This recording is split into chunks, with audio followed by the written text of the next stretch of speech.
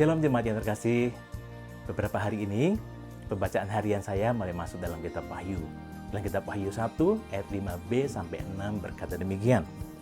Bagi Dia yang mengasihi kita dan yang telah melepaskan kita dari dosa kita oleh darahnya, dan yang telah membuat kita menjadi suatu kerajaan, menjadi imam-imam bagi Allah, Bapanya, bagi Dialah kemuliaan dan kuasa sampai selama-lamanya. Amin. Ada 3 kata kerja, ada 3 hal yang Tuhan Yesus perbuat menurut ayat-ayat yang tadi saya bacakan. Yang pertama, Ia mengasihi kita. Yang kedua, Ia melepaskan kita dari dosa oleh darahnya.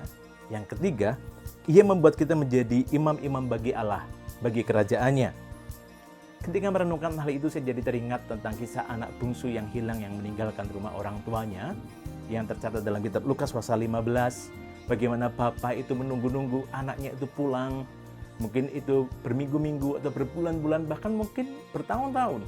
Ketika suatu saat si bapak lagi menunggu di serambi rumahnya, di beranda rumahnya, dia melihat sesosok bayangan yang berjalan dari kejauhan. Dan dia tahu itulah langkah-langkah anaknya. Apa yang dia lakukan? Ayahnya itu berlari mendapatkan dia, lalu merangkul dan mencium dia. Ia mengasihi kita. Dan kemudian si ayah memberikan jubah yang terbaik, cincin pada jarinya, dan juga sepatu. Juga mengadakan pesta karena anaknya pulang dengan selamat. Jubah yang pertama mungkin sudah dijual untuk foya-foya atau hidup dalam dosa oleh si anak bungsu ini. Ayahnya memberikan jubah yang baru. Ayahnya melihat manusia baru dalam diri anak bungsunya yang telah kembali dalam pertobatan.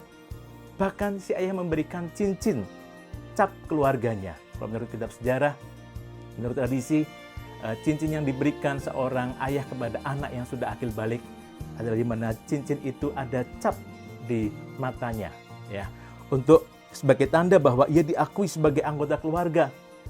Menurut sejarah pula, orang kaya biasanya memakai cincin, dan dengan mengenakan cincin kepadanya, sang ayah menunjukkan bahwa meskipun anaknya sudah menghabiskan sebagian warisannya, ia berencana memberikan bagian yang lain lagi kepadanya karena pertobatannya itu. Wow, bukankah itu luar biasa? Ia melepaskan kita dari dosa. Ia mengampuni kita oleh darahnya.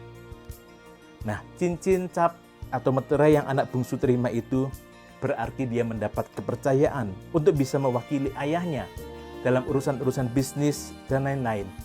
Si ayah bukan hanya memasukkan anak yang pulang itu menjadi ahli waris kembali, namun ia mempercayai anak tersebut untuk mewakilinya dalam urusan-urusan penting. Ia membuat kita menjadi imam-imam baginya, bagi kerajaannya. Ia mempercayai kita kembali dalam tugas-tugasnya yang penting. Nah, Bapak Ibu, saudara-saudari terkasih Tuhan, yang dalam Tuhan, Tuhan mengasihimu, Tuhan melepaskanmu dari dosa oleh karena darahnya, dan Tuhan mempercayaimu untuk menggenapi rencananya. God bless you.